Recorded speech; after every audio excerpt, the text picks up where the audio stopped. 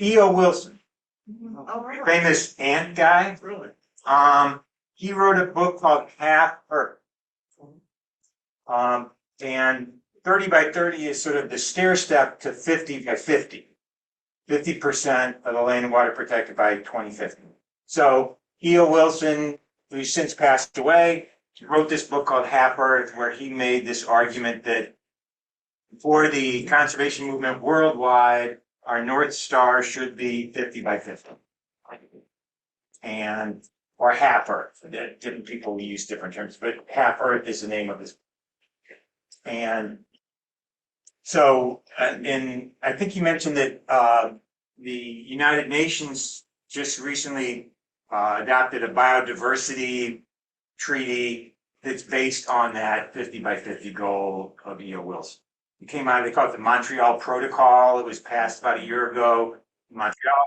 Unfortunately, UN, you can see with the deal in Paris, can be ignored by the countries because there's no police that make them do it.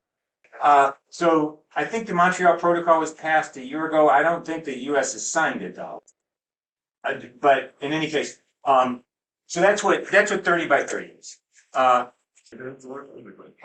the notion is, his thing is, I think part of where this comes from is island biogeography. Any island biogeography nerds in the room? No. Well, it's there's some people watch you who are into this thing.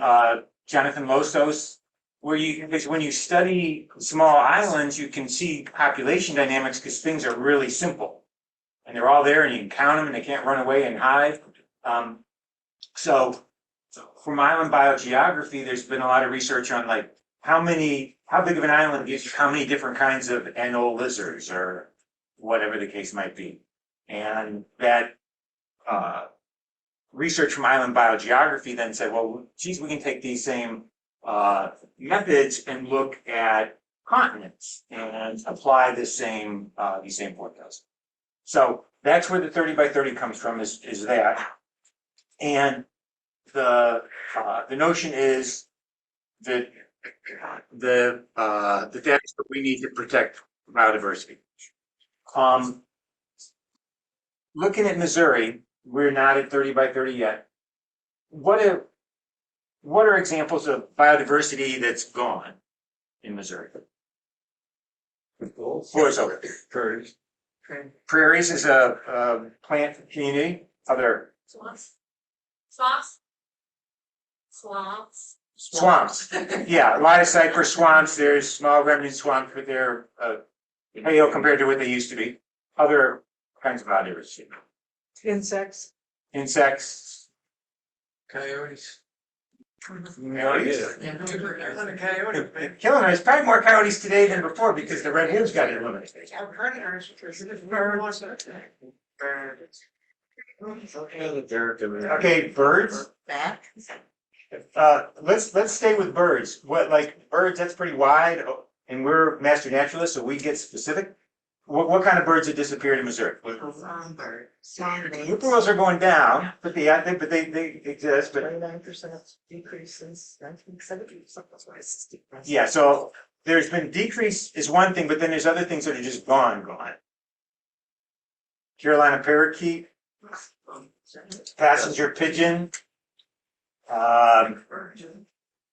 the prairie chickens are basically gone. Ivory-billed woodpeckers completely gone. So you've got a lot of species of that are completely gone.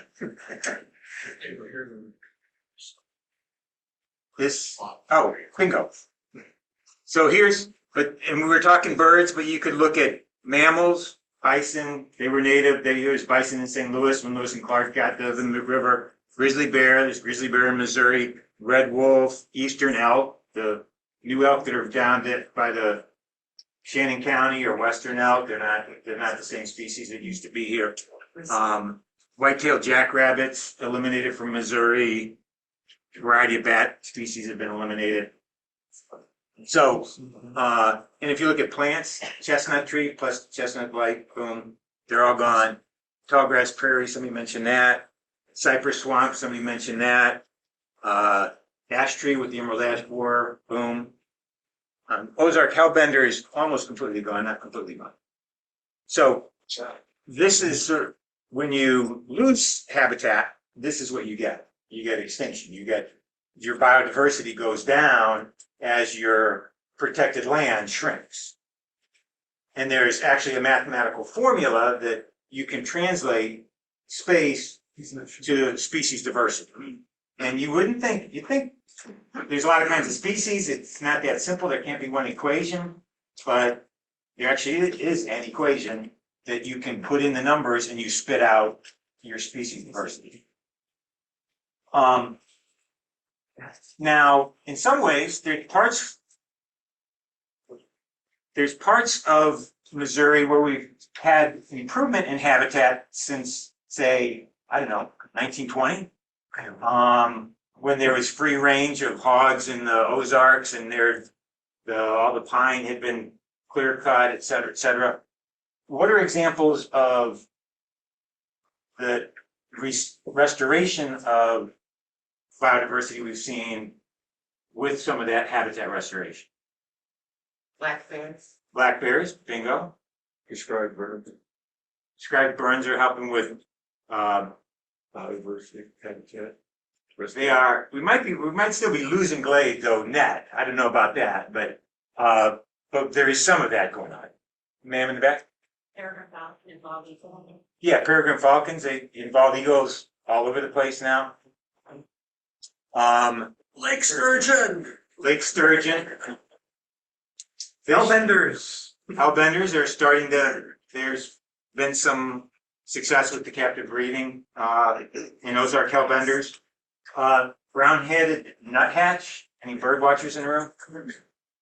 Anybody know about the brown-headed nuthatch? Okay, and that's because of the regrowth of some of the pine down in the Ozarks that had been clear cut in the 1910s. It took human beings to drive them from Arkansas because the habitat is not contiguous, so it's not like we're problem solved, but there's enough habitat in Missouri now of mature shortleaf pine that the brown-headed nuthatch could survive. So it goes both ways. As you lose habitat, you lose species. As you regain habitat, you increase species. And that is where we come to E.O. Wilson. In his book and his work in biodiversity. And there's some interesting numbers here, but I'm curious, when you think about biodiversity,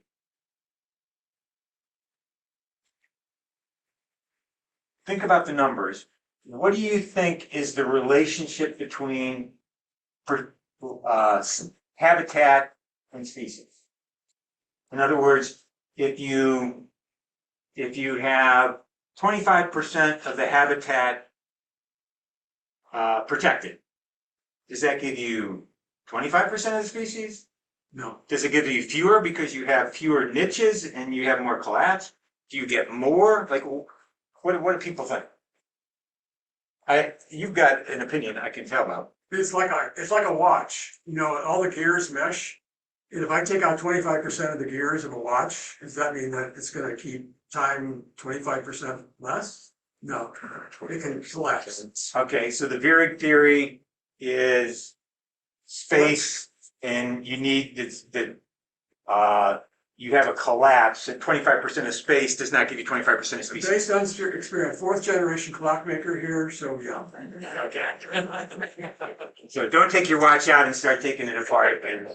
That's not covered. Okay. Would it depend though? Because I guess I've heard of the concept of like hotspots where you have a biodiversity hotspot. So depending on what the habitat is, some habitats could gain a little bigger losses than others. That's I think what you see is that this thing that this species area relationship equation, as I understand it, has been shown to work in a variety of different scenarios, whether, tropical forest, a cypress swamp, tall grass prairie, which it's sort of surprising that it would be the case, but that is the current science. Any other theories on that relationship? Going back to, I think it's Doug Tallamy's book, where he's got it's probably not his theory, but that you've got to have a certain amount of space for species to enter and exit and crossbreed, and then you've got new genes coming in. And so so you may not have a 25%, it may not be linear, but you still got a relationship. More land gives you more opportunity for them to do that. And Yeah, so okay, ma'am. I was just gonna say, doesn't it also help to be contiguous? So if you've got, 5,000 acres, but it's a little here, a little over here, a little, that's not as good as if it's connected. Right, you gotta look at corridors where the gene pool can be mixed. So that is a factor, but but that sort of ends up relating back to protected land, because as you have more space, you're gonna have more connectivity, more corridors, more ability to mix a gene pool. If you have less space, you have less connectivity, and there's problems associated with that. So is there any mathematicians in the room, math majors? Oh, bingo, and you're in the front row too, okay. It's the same. So you might be able to explain this next slide, because I can't. No pressure. Okay, so the species area relationship this is the definition of it. Log S equals log C plus Z log A. And there's a longer version that has even more symbols in it, but it's basically, and that other one, it's a little more complicated. I think it's saying the same thing, but just a little different wording. Does that mean anything to you? Oh, it says what SC and A. Yeah, it's longer. Like an exponential Species relationship. Okay, exponential relationship. I know that word. When you plug in the numbers, if you have 50% of the habitat, you keep 80% of the species. So apparently the Earth is more complicated than Bob's clocks. And there is, My words. there's this virtuous cycle. 50% gets you 80. And so that's where E.O. Wilson's book Half Earth comes from. 50%. 50% keeps 80% of the species diversity. And his thought was, well, maybe we could get to 50. We're not going to get to 100, but if we got to 50, we would still have enough species to have a reasonably functioning natural environment. And so that is where the goal comes from. And the interim goal is 30 by 30, 30% by 2030. And that is what is in the Montreal Protocol. That was the United Nations Treaty on Biodiversity is based on that. And as I was saying, that some parts of the habitat in Missouri are much better than they were in 1920. Some are worse, but there has been some improvement, but there's also backwards. So I want to be Debbie Downer here for a little bit. And just think about I just thought, well, what are some recent examples of habitat loss here in Metro St. Louis or here in Missouri? The Missouri Bluff subdivision, which was part of state land. It was part of the Weldon Springs Conservation Area, or is adjacent to the Weldon Springs Conservation Area. It was owned by the University of Missouri. It's supposed to be for an experimental farm. the experimental farm turned out to a not very experimental golf course. And then the golf course turned into a subdivision. And it was contiguous with the, 9,000 or 10,000 acres, whatever it is that, Weldon Springs Conservation Area is. Anybody ever been, when you go, you're going down to the Katy Trail and you park by the sewage treatment plant and you walk down that trail? Yeah, Of course. Okay. that's horrible. Have you seen what they've done to it? Yeah, it's crazy. And that was really great habitat. And now it's just, and I think, do I have a picture of it? Oh, yeah. John, before you get too far, I've got a question from the online people. What percentage of species do we expect to preserve with 30% of the habitat preserved? No. That is a hell of a question. Plug the numbers in. If I knew that equation, I could explain it. What's SC and A stand for, and we'll plug it in and tell you. Exactly. We got our Yeah. mathematician over there. We are now, because we're not yet at 30% in Missouri, so we got more work to do. But this is Missouri Bluff. I went there right after they started clearing it, and these guys were real scoundrels. They were talking about Doug Tallamy like he was their best friend, and they were talking about how green this subdivision was going to be, and how they were going to have the lights pointed down so that we'd have the dark sky. So it made it sound like they were E.O. Wilson, and then they just came in and clear cut it down to the toothpicks. And I came on a weekend so they wouldn't kick me off so I could get some pictures. So that's one, for example. Vanguard Island, there in St. Charles, being turned into going from a river island to retail development.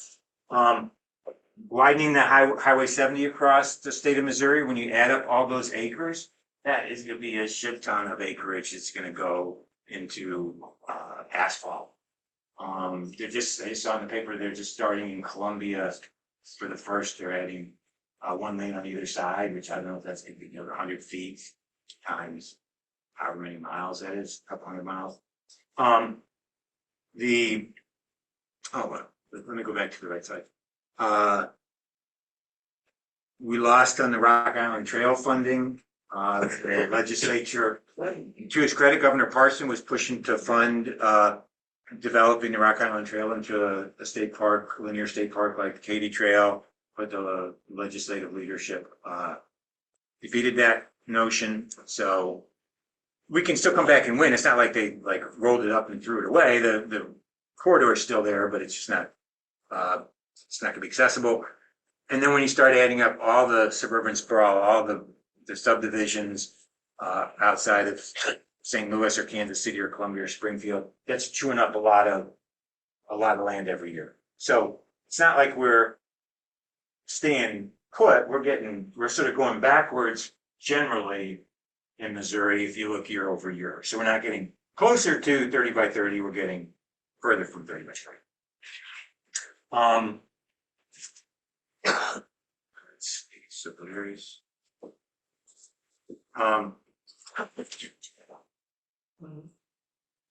So have the resting methods by the different groups in Missouri made much difference? Okay, you are a seer, because what's the next slide? Recent habitat protection wins in Missouri. So there are good things. The 4 new state parks that Governor Jay Nixon engineered they're probably, I don't know, 3,000 or 4,000 acres each. And somebody, I think, man, you mentioned the connectivity. They're really critical connectivity wise, because Jay Nixon State Park is, if you looked at a map, there is a big private inholding in between Tom Shock State Park and the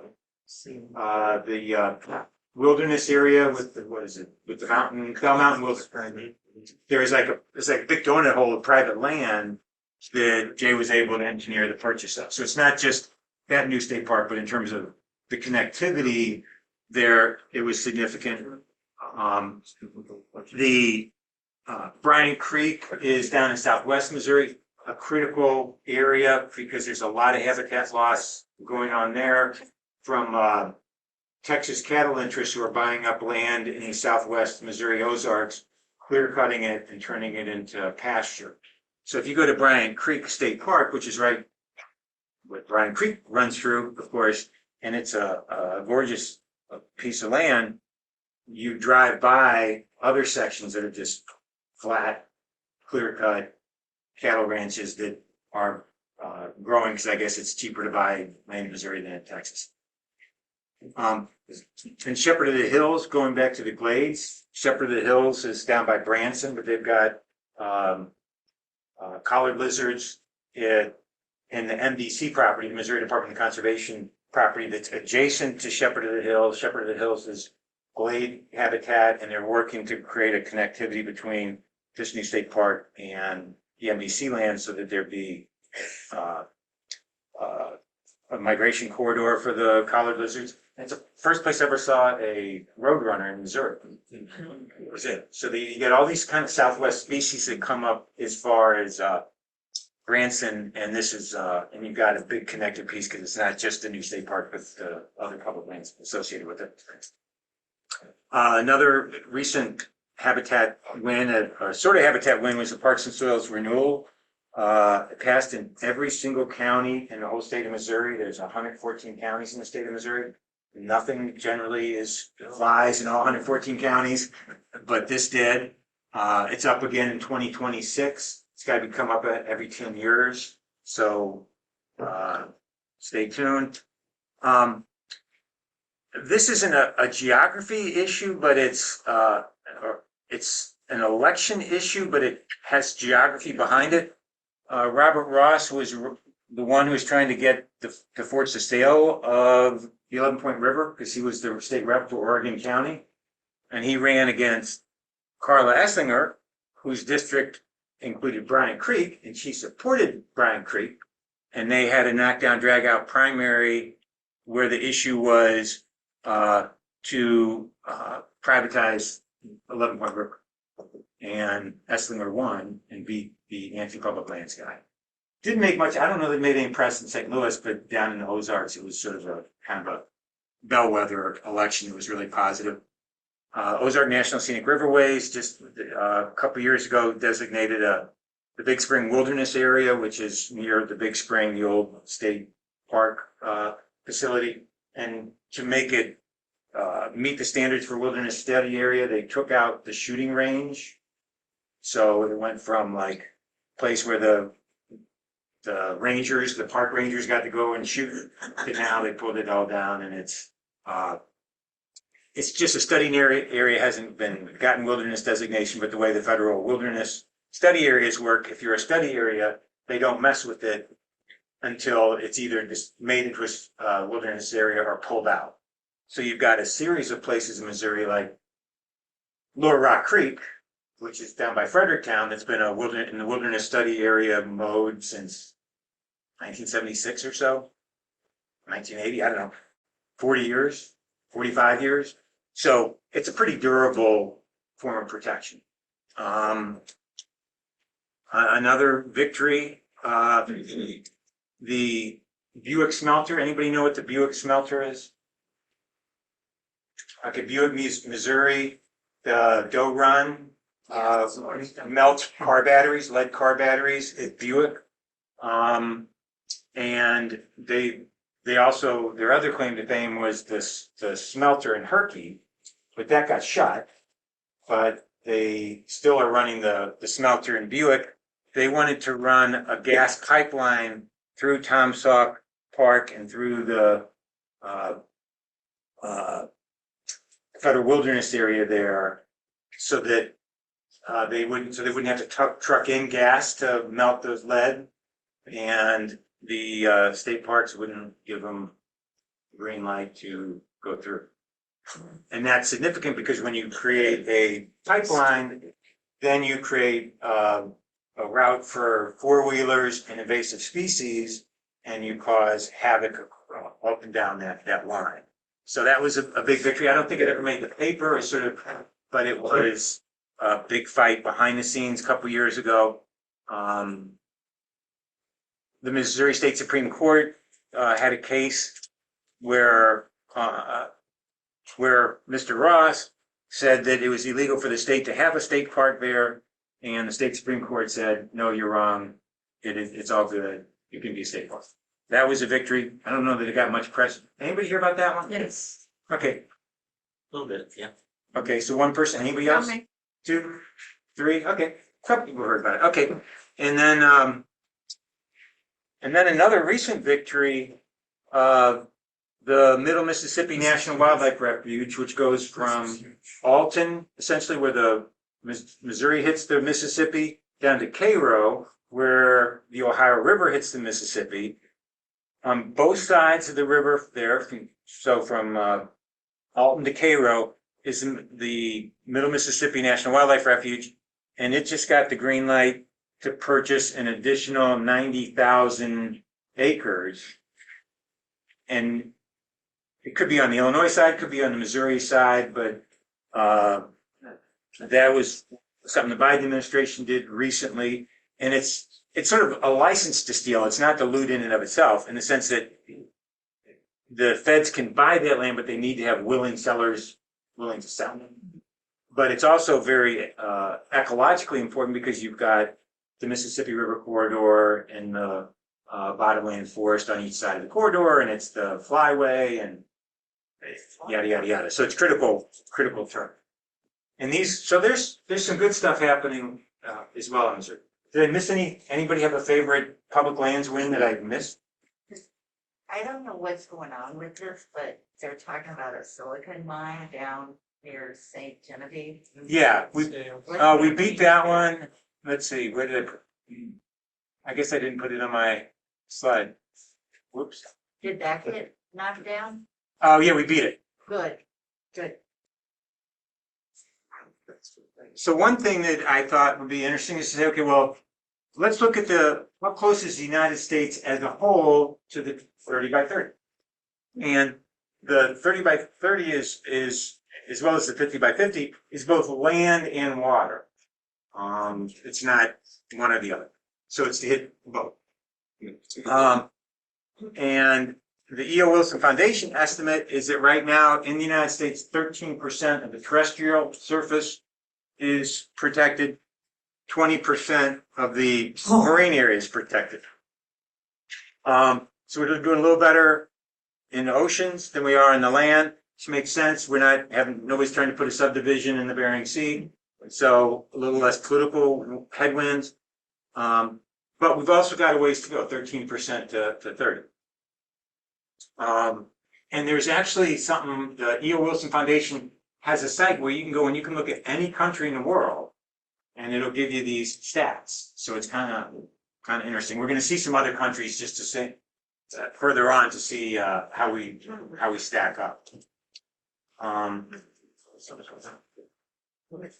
So if the interim goal is 30 by 30, the question is that possible?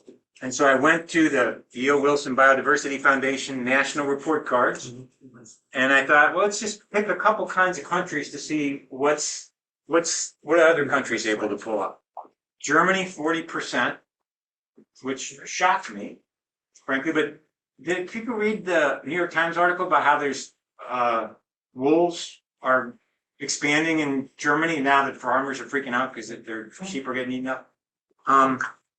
I mean, too bad for the sheep in some ways, but that's a sign of biodiversity. That's like, for this lecture, that's good. Biodiversity, we're getting the species back. Germany, 40% higher than Brazil at 30.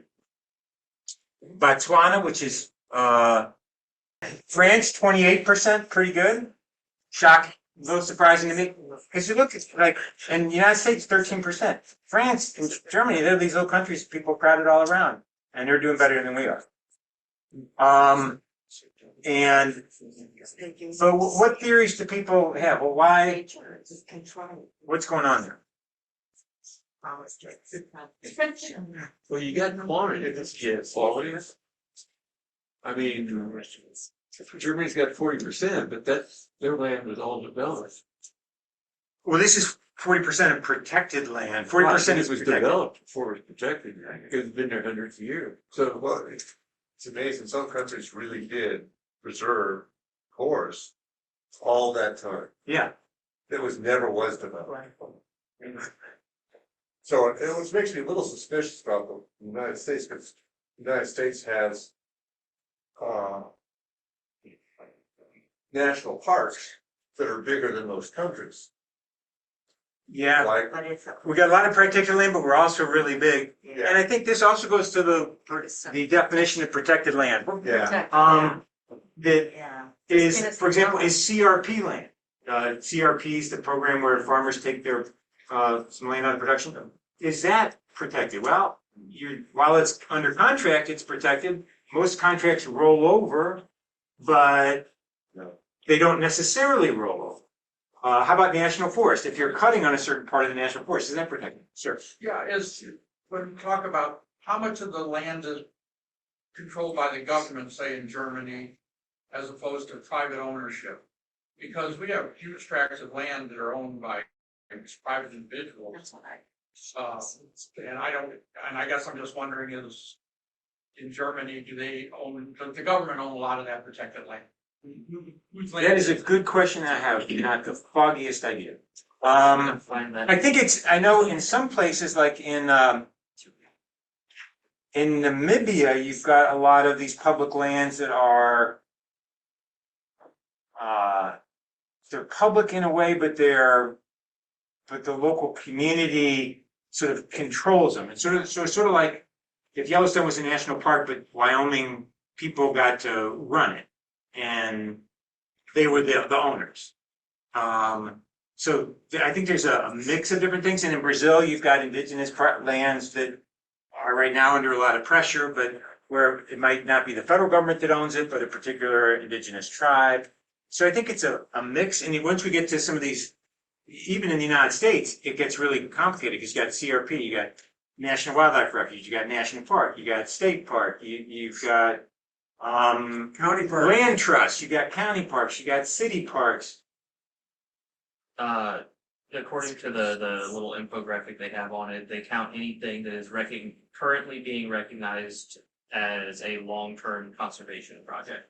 So it doesn't matter whether or not it's private or public land, it just has to be recognized as a long-term project. That's a part of it, but yeah, then like what's long term? Is it CRP contract long term? Vague and ambiguous. You know, it's 10 years long term, it's 20. It doesn't specify. I think, well, yeah. And I don't want to get into the weeds. I think the bottom line is like CRP is great as long as it's not being plowed and it's growing. You know, I'm happy, but one thing, one thing that struck me is that when I first looked at this, I thought, well, population density, they're gonna have much higher population density. How can they pull this off? So let's look. Germany has 233 people per square kilometer. And whereas Brazil's got 25 people per square kilometer. Botswana's got 4.5 people per square kilometer. And France has got 117. So one thing that jumps out at me is these are all countries that are doing better than we are in terms of the 30 by 30 progress, but it is not being driven strictly by population density, human population. So that I thought was encouraging because there's a lot of places that have a lot of people, and if we can't protect the land there, then we're screwed. I would hold Brazil up as an example of somebody that's doing things right, because that should be a lot higher. Which country? Number? Brazil. I mean, the rate. Thank of God destruction- Bolsonaro got beat, because that is one of the best things that's happened in the whole world in the last 12 months. And I think Lula's gonna do a much better job. Although it is tough, the amount of assassination of people who are trying to protect the land in Brazil is high. Well, the And they- number of indigenous groups that have been wiped out, or nearly wiped out. Yeah, no, that is a huge problem. in a number of different places, but Brazil, has definitely had that problem. Where's the US at on, as far as people per square mile density? I don't know Boom. what it is for the whole country. It's, we're not as dense as Germany. 37%, it's 37. 36 Okay, great, yeah. So we're like a third of what France is, and even, No, I didn't mind the drop. so it's not, the fact that have the population we have is not an excuse not to hit 30 by 30. Germany is past 30, and they've got almost 10 times the population density. So that's the good news is population density is not destiny. United States can do 30 by 30. So this is that biodiversity framework I was talking about. The next upcoming meeting is October 21 to November 1. They meet each year and confab about what progress they're making. The goal of the treaty is 30 by 30. But like the Paris Climate Accord, the United Nations can't compel states to comply. Hopefully, the biodiversity framework will have more success than the Paris Climate Accord. Forward. So, anybody heard of this plan, America the Beautiful? Man, what do you know about it? Nothing, I've just heard of it. Pay that. You put up your hand. Would you have a different response? I would say the Same response? Okay. Okay, anybody have a more nuanced response? Okay. Times I've seen this. So,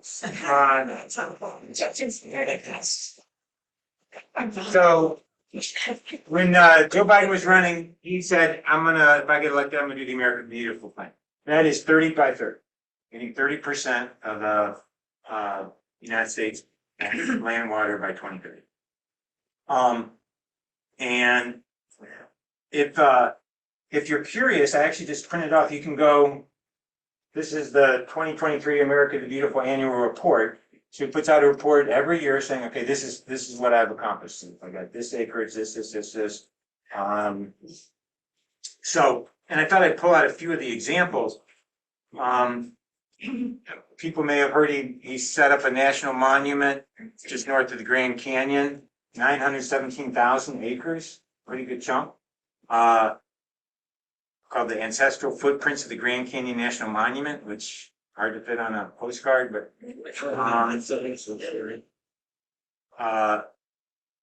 Camp Hale in Colorado, which is in the Rockies, 53,000 acres. Again, this is a national monument, so the president can do it all by themselves. They don't need Congress to do squat. Nevada, 506,000 acre national monument. And I put this one on because it's Missouri. So if you read the 2023 report, you will see in there the Mississippi Wildlife Refuge expansion is part of that. And that's another area where Biden's done a lot is on national wildlife refuges, because again, that's something he can do without Congress. He can get the green light to purchase land from willing sellers. And if you look at some of the critical habitat in Missouri, it is national wildlife refuges. Anybody ever been to Mingo Swamp? That's same designation, national wildlife refuge. Critical, important habitat. I have a question. So the president can do that, he can make that designation, but it still has to be funded. How is it funded? Congress. Oh, it's BLM land generally. There's no cost to it. It's already federal land. It's just saying if it's BLM land, Bureau of Land Management, you can run cattle on it, you can run ATVs, you can do whatever. There's many things that are allowed on BLM lists. But so I couldn't speak to each of these things, but I would imagine in many cases what it was BLM land, which they run out for cattle operations, and they said, okay, boom, now you're a national monument. cattle gotta get out of there, and it's gonna be national law. So that's where there's not a. So there, in those situations where you've already got a lot of federal land, you can do it that way. Having much more difficult in Missouri, that's where, in Missouri, it's strategies like this, where the idea is that some of these farms along the river are no longer economically feasible because of the new flood regime from climate change. And so the idea is there's gonna be farmers who wanna get out, and there's not a lot of customers who say, oh yeah, you've got a 10,000 acre chunk, I'll buy that. Like somebody who's looking for the weekend cabin, they're not buying 10,000 acres. So not a lot of people got that kind of dough, the feds do. So if you look at a number of different states, the America the Beautiful strategy takes advantage of this National Wildlife Refuge expansion system. You've already got a National Wildlife Refuge, you expand the number of acres, but then it's limited because the feds will pay whatever the standard market rate is for these 90,000 acres. So that will cost money in a way that's different than some of these other ones out west where you're starting with land that's already owned by the federal.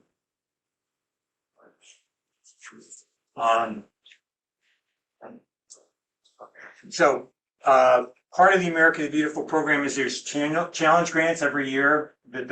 So if you're state X, you can say, hey, we want a X amount of dollars to do this event. And somebody was talking about tallgrass prairie, you were, I think, somebody was talking about connectivity. One of the grant programs that the Missouri Department of Conservation got funded for, $4.7 million. It's a joint project with Iowa to conserve and connect tallgrass prairie habitat. And then another grant that Missouri got this in 2023 was a $1.5 million grant to work in the national forest in the Ozarks, spanning crossing the state line. And that's what's paying for some of the habitat restoration, the glade habitat restoration in the Ozarks to bring back glade species like the collared lizard. Anybody ever seen a wild collared lizard? Where'd you see it? It was Hercules Glades. It was the one in southwest Missouri, not that far from Yeah, it's federal wilderness here. yeah. Okay. How about you? Tom Salt. Oh, wow. Okay. And was there another Yeah, mine would be Tom Sackles. Tom Sack also? A pet store. I did. Trail. Yeah. Terrible. Well, that's a problem because they're being, the pet trade is snatching them up and selling them. That's all. And so they've got twin problems. One is the closing of the glades, but then you've got illegal pet trade, which is really vicious. So anyway, so that's another part of America the Beautiful. And then this was my back of the envelope calculation on protected land in Missouri, because I couldn't find anybody had done it. So I thought, well, shit, I got the internet. What the hell? So I got U.S. Forest land in Missouri, 1.5 million acres, MDC 768,000, all the different land trusts, Ozark Land Trust, blah blah blah blah blah. There's a number of them. National Wildlife Refuges, 86,000 acres of National Wildlife Refuge. Ozark National Scenic Riverways is 80,000 acres total. Department of Defense at Fort Leonard Wood, 67,000 acres. And they're actually good conservation partners because they don't want like subdivisions coming close to the base. They like it to have like a big round perimeter around themselves. And so there's some really good species diversity there around Fort Leonard Wood. Missouri State Parks had up to 160,000 acres. CRP is huge, 1.4 million acres, almost as big as the U.S. Forest Service acreage. Army Corps has got a lot of acreage, and this was my calculation, 10%. I think I was over ambitious, but I don't know where. which things count and which things don't. I gotta go back to the E.O. Wilson people and ask them. But you can see there's a variety of ways to solve this problem. There's not just one form of public lands. Sir? Wouldn't the US Forest Service actually qualify, since unless it's a designated wilderness area, it would be open to logging, grazing, a variety of uses? That is a good question. I do not know the answer to that question. But it's a tricky one, because you think about it, like state parks, people can they can't go out and saw down a tree in the state parks, but but there's people in and out. I spent a lot of time in the Mark Twain National Forest, and it doesn't seem like it's being logged that hard to me. But I don't know. I think I would imagine that the E.O. Wilson Foundation would have criteria around how much disturbance, as well as in perpetuity. I think the length of the contract, the time horizon of the protection is also a critical factor. But I've not yet found that specific definition. Another question from the chat. There was a comment made about shrinking national monuments. How can these national monuments designations be made permanent? Well, the national monuments are permanent. Because they were shrunk under the previous. Some were shrunk under the previous administration. Trump thought he could take something that had been a monument and take it out. I don't know where it went legally, because Biden won. Then he just said, "Boom, I'm going to undo what you just did." So I don't know that the federal courts ever decided whether monuments are permanent. Oh, okay. That is my understanding. Does anybody know more than that? They didn't decide on it from the last I saw. Yeah, I imagine once Biden made it a monument again, then it's moot, and then they As of right now, theoretically, the president could just declare all the national monuments null and void if they so desired, but that would obviously go to the courts and there would be a long drawn out thing. But as of right now, the national monuments don't really have that much of a protected status between administrations. Yeah, but I think up till now, going back to Teddy Roosevelt, nothing that's been made a national monument has been unmade. It's all. So that's 100 years. That's pretty good. But you're right that you and I agree that it hasn't been tested in court, and it could be, and It's kind of like an executive order right now. So. yeah. This is saying that Congress has used its authority to abolish or remove acreage from national monuments on several occasions. They're more of a historian than I am. Like staffers? No, we can. Oh, okay. Anybody know who this is? The Beatle. I'm Ringo now. Why? Yeah, that's Ringo. And I didn't put this on to change the subject. This is the Beatles, what is now 11 Point State Park. So immediately after they did the concert at Busch Stadium in 1964, they got an airplane, flew down to the Ozarks, and went to the Pigman Ranch and played cowboy for a couple of days. So if you go online and Google Beatles pictures on the farm in the Ozarks, you get a whole bunch of pictures of them in the 11 Point, what is now going to be the 11 Point State Park. That has nothing to do with 30 by 30. I just That's amazing. This is my email if anybody's got questions. Obviously, many questions you have, I don't have the answer, but sometimes I have an answer.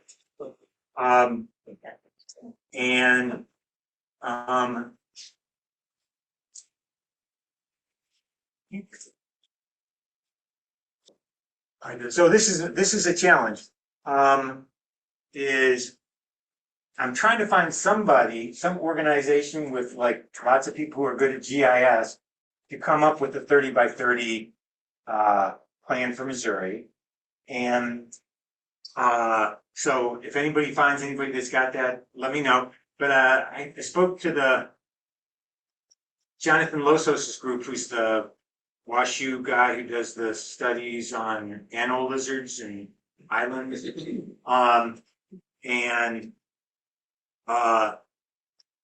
they had the biggest turnout of any of their little scientific gatherings that they do on a monthly basis. So there is some real interest in the conservation community, in the academic conservation community on this. I'm hoping to find somebody who's up to that challenge.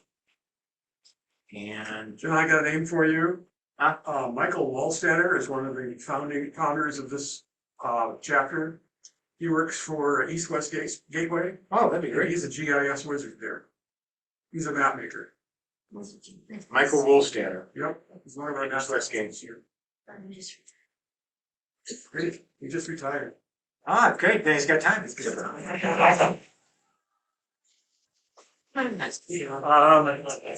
Okay, on that positive note, I think, oh, I've got one last slide, which my son helped me make, so I want to show it. So let him, I had a boring slide that just had text of each of these agencies, and he said, no, Dad, that is not gonna work. So these are some examples of, we've already seen, we saw the logos, everyone knows the logos. So other things to worry about if you're, you don't feel like if I've not given you enough to worry about yet. Climate change obviously is impacting everything. Suburban sprawl is chewing up a lot of land around the major metros, especially. Chicken capos are expanding into 11-point river country because they've already trashed Arkansas, and now they're expanding into southwest Missouri. And given the karst topography of the 11-point, then surface contamination gets into the groundwater very quickly. It's a problem. So that's going to be a fight. The cattle barons coming into southwest Missouri to buy up Ozark land and clear cut it for pasture land. That is an ongoing problem. People, you've probably been seeing in the news, the CAFOs down by Pond and Fair Lake wanting to dump the manure into there. We currently stopped that, but there's the CAFOs have filled up so much of Iowa, they run out of space to trash there, so they're trying to come into Missouri as sort of new ground. The I-70 expansion is going to chew up a lot of ground. And it's not just a Missouri thing. A lot of our neotropical migrants are dealing with deforestation in the Yucatan and in Central America. And then that obviously they don't come back here if they don't make from there. And I think that is, let me do that one last, the Midwest Landscape Initiative slide. Okay, so there's actually a woman named Kelly Myers who's got, it's a really cool site. It's got the Midwest, it's got all these maps of all the Midwest, and her job is figuring out, or it's a map to help figure out this 30 by 30. And she works for Fish and Wildlife Service, fws.gov, and I met her here in Missouri at a MDC meeting. And the goals of the Midwest Landscape Initiative are, well, they're not that relevant. They're relevant, but they're not 30 by 30. So this is sort of a resource to look at actual maps and look at where they go through and not only talk about what's protected, but what the key turf is that has the highest the highest impact for a biodiversity. But anyway, so that is my presentation. And I think I've talked so long that I don't have time for questions. We could take a few questions. Yeah, go ahead. Okay. Any questions? Question or disagreements, you can say this was wrong. Sure. I'm sort of puzzled by, it seems like the metrics are not really being put together, so how can you know where you came from and where you're going? I mean, you had to kind of almost map and put stuff together. How do you know where the heck we really are if we haven't really, or maybe someone responsible for doing that we don't know about? But it seems like if you don't have it really figured out and agreed to how to measure, then how do you know if you made progress or not? No, that's exactly right. Here's the thing. This is a campaign run by scientists. And I love scientists, but they can't organize their way out of a paper bag in many cases. Not every case, in many cases. And so the challenge is as I see it, is to get people who are more sort of public policy and campaign oriented to be involved, to have some more rigor to this. But it is happening. I read an article yesterday in California where there's a group organizing to come up with a series of national monuments for Biden for 30 by 30. And they've done other organizing. They've got the native tribes in that land to back it up, to support it. And you've got like 500,000 acres of land all queued up where they've done all the internal politics. Everybody's down for the plan, and Biden can just fly in, do the deal, fly out. So there is, in some states, there is that level of organization to take advantage of America the Beautiful and use it as a way to push 30 by 30, I think. So There's, to take that question further though, is there an arm of government who might be tasked simply to measure the status of what is today, not to change policy, but to simply determine what an accurate measurement would be? I suspect it's been done. There's a group called CAP, Center for American Progress.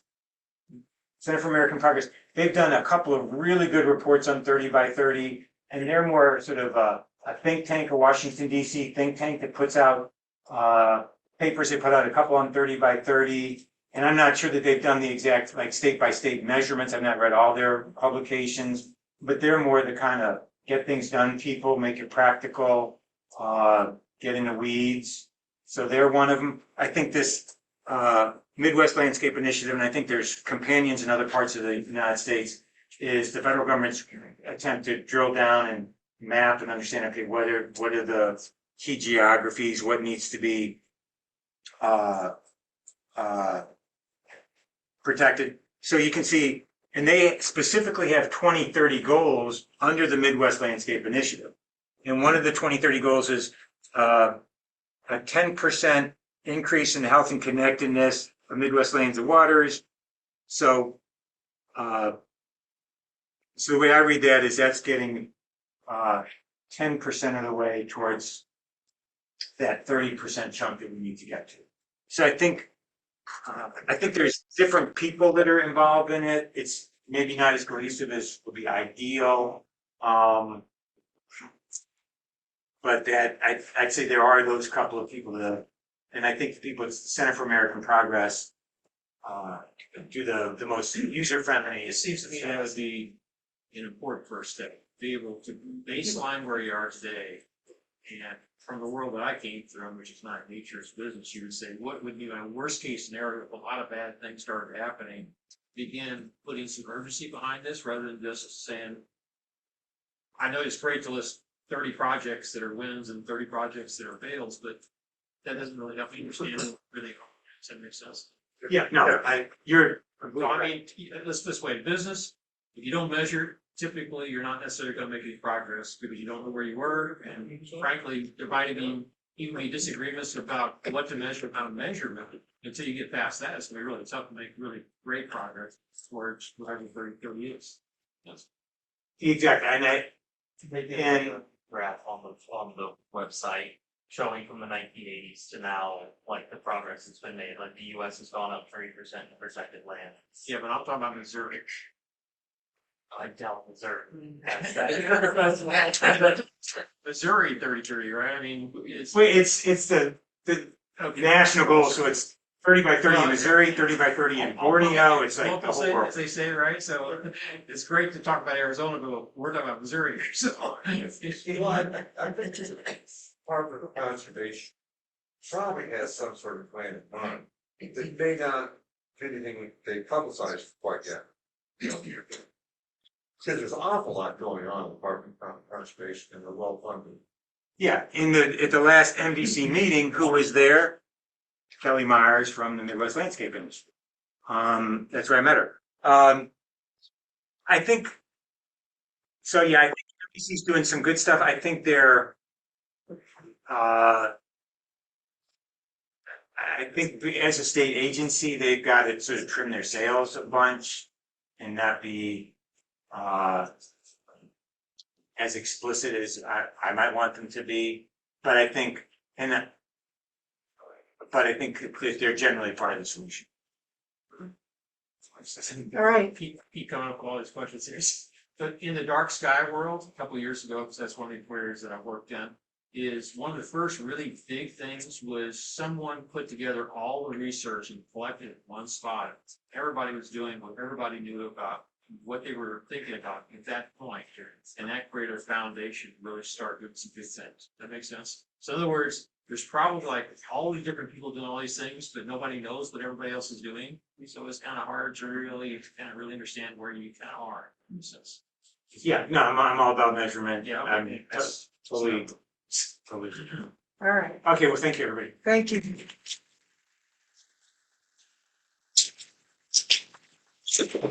All right.